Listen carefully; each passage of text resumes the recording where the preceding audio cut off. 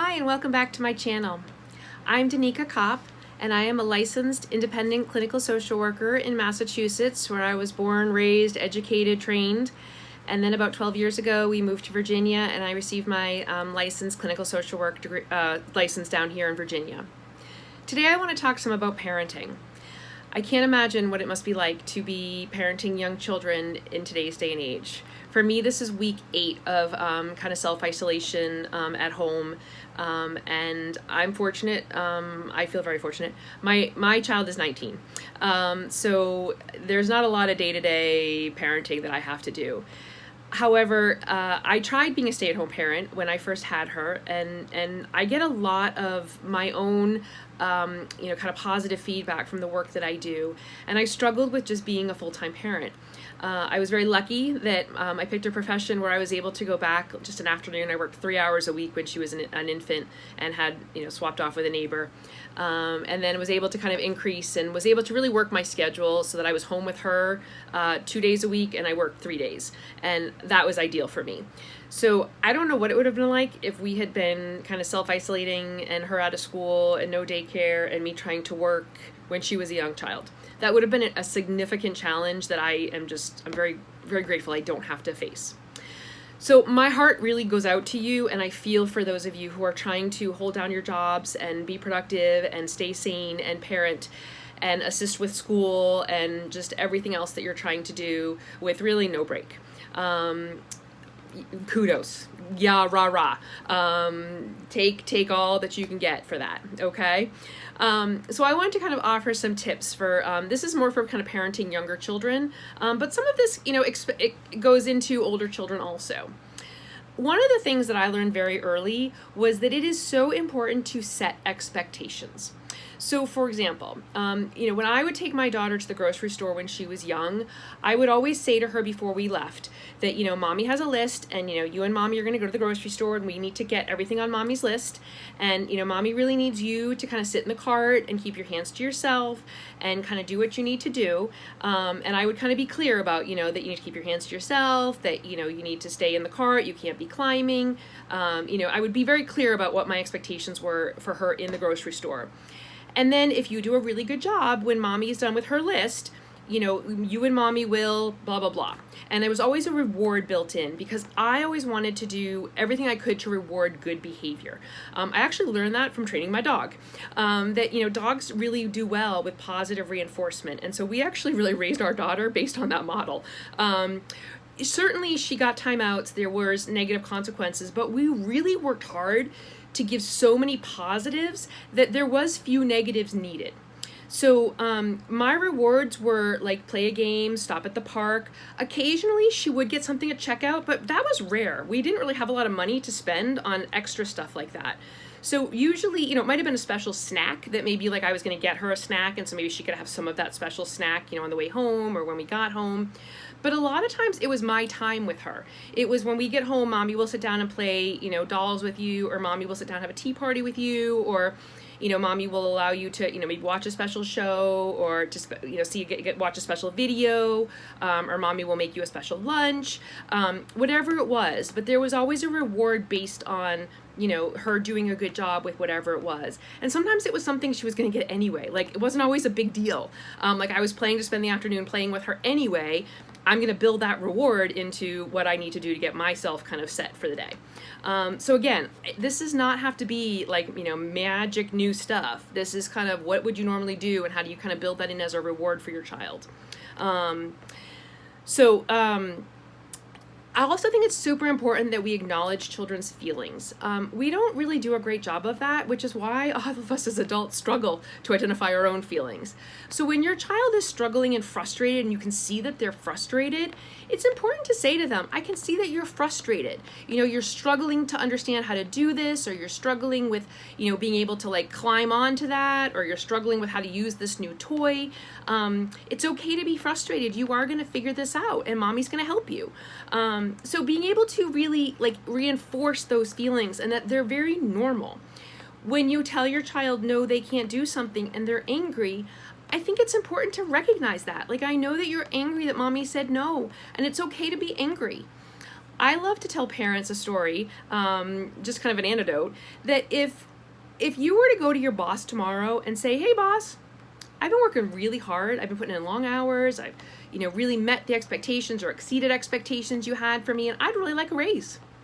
And your boss turns to you and says, no, nope, not in the budget, sorry. Are you really going to walk away and go, good talk, love that boss, best boss ever?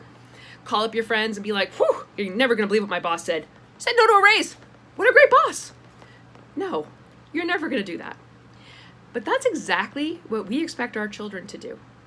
We expect our children to ask us for something and we say, nope, can't do it. And we want them to walk away going, woo, good mom, nice job, greatest dad ever. And that's not realistic. It's not realistic to hear no and be excited about it. It's realistic to hear no and be mad. So I think it's really important to validate that. I used to say to Abby, my daughter, when she was in like middle school, and she kind of got used to this, so I didn't really have to do it much in high school. She would ask me to do something and I would say no. I really tried hard as she got older to give her a reason why the no. So not so much when she's a toddler, but maybe. No because it's too late, or no because it's dinner time, no because we need to blah, blah, blah. Just a brief explanation. But as she got older, can I go sleep over so-and-so's house this weekend? I'm sorry, but no, because you didn't get the work done like you were supposed to, so you didn't earn that privilege. No, I can't drive you to skating because I'm exhausted. I've had a really long week. Like, I think it's important to kind of give them a no. Sometimes I would say to her, honey, it's just a hard no. Like, it's just, this is not a good night to ask, okay? And so she learned when it was a hard no, there's no pushing back. When it was like a no because I'm just exhausted and I've had a long week, she might then problem solve and say, so I'm hearing that you can't drive me, but if I could find another ride, could I go? And I liked that she would problem solve. So I think it's important to allow our children that ability to kind of use those skills. And, sometimes it might be a hard no, but sometimes it might be a no because I don't have the energy, but that doesn't mean that she has to not have that fun. And sometimes it's a no because you didn't earn it, and that needs to be clear. So I think that's really important. When my daughter would then be frustrated because either it was a hard no, or it was a no because you didn't earn it, or you didn't fulfill your end of what you need to do around the house, and therefore you're not going to be rewarded for that, she was mad. And I would usually say to her, I know that you're angry right now and you're mad at me, and that's okay, but you need to go be mad upstairs. You can't be mad here, because being mad here is going to make it worse between you and I, and that's not going to lead to good stuff for you. And then I would just be quiet. Like, I didn't need to argue with her. I didn't need to say more. I don't need to have the last word. I'm a grown-up. She's not. And I think it's important to kind of take a step back and remember we're modeling for our children. We're modeling how do you behave. We're modeling how do you accept no. We're modeling that we don't have to have the last word. I struggle with the parenting of the very authoritarian because I said so. That, for me, this is not the channel for you, because I just don't agree with that. I think that it needs to be not democratic, but a little bit more where they have a say. As a parent, I have the final say, but they have a voice. And so that is what I want to allow my daughter to have, or I think we should allow children to have, is a voice.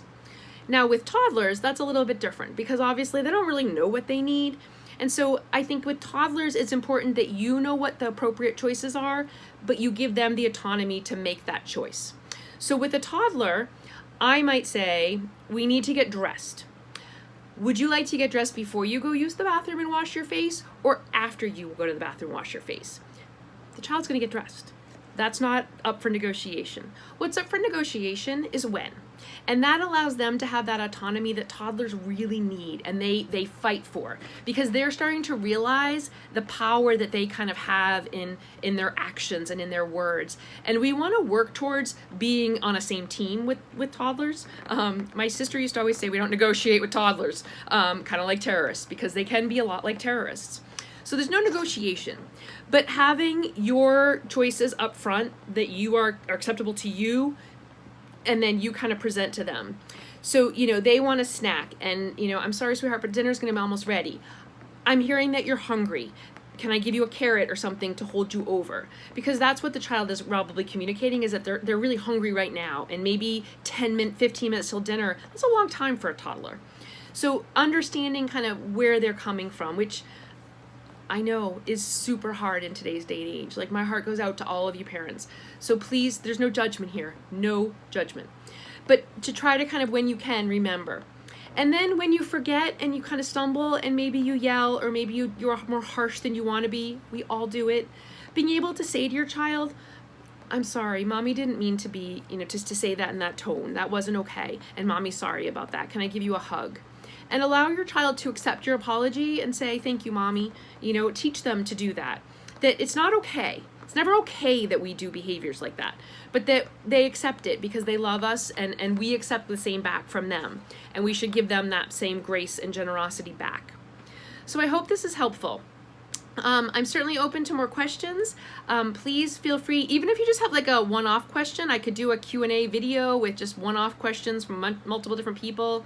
I definitely need some feedback because I'm starting to run out of some topics. So if there's more of a topic you want to hear, maybe I didn't go into a video deep enough that you want, let me know that. Definitely like, subscribe, share. That way more people get to see the message, and hopefully, draws in more questions and more videos. Thanks so much. I really enjoy doing this for you guys. Happy Thursday.